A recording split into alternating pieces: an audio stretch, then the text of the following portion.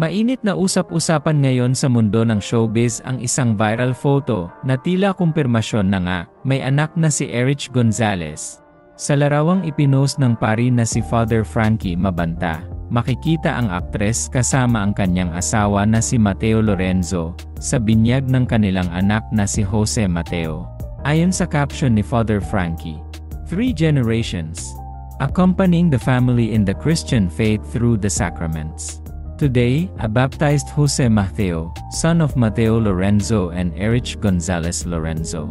I also baptized Mateo, his father, in 1992, and officiated the wedding of his parents, Martin Lorenzo and Leah De Leon.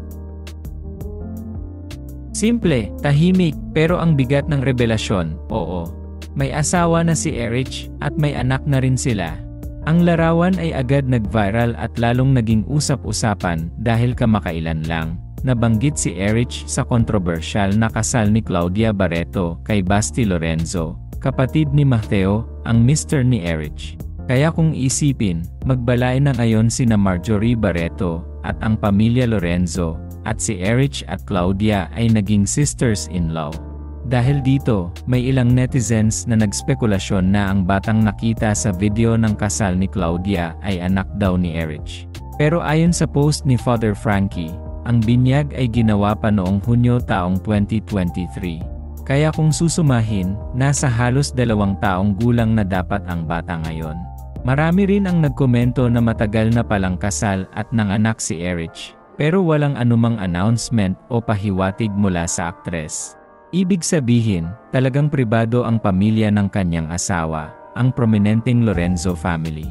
Ngunit ang katahimikan ng kanilang pribadong buhay ay tila nabasag nang ma-involve sila sa issue sa kasal ni Claudia. Ito'y matapos maglabas ng sama ng loob sa social media si Dennis Padilla, ama ni Claudia, dahil hindi siya pinayagang ihatid sa altar ang anak, at tila itinuring lang daw siyang bisita sa mismong kasal ng anak. Dahil dito, pati ang pamilya Lorenzo, na tahimik at private sa mga ganitong usapin, ay biglang napasok sa showbiz spotlight. Netizens are now wondering, kung hindi naglabas ng sama ng loob si Dennis Padilla, malalaman ba nating may baby na pala si Erich? O mananatili sana itong lihim? Kayo, anong masasabi nyo? Tama lang ba ang pagpili ni na Erich at Mateo ng tahimik na buhay?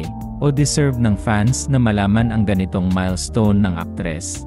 Comment down below, at huwag kalimutang mag-subscribe para sa mas maraming showbiz updates and reactions.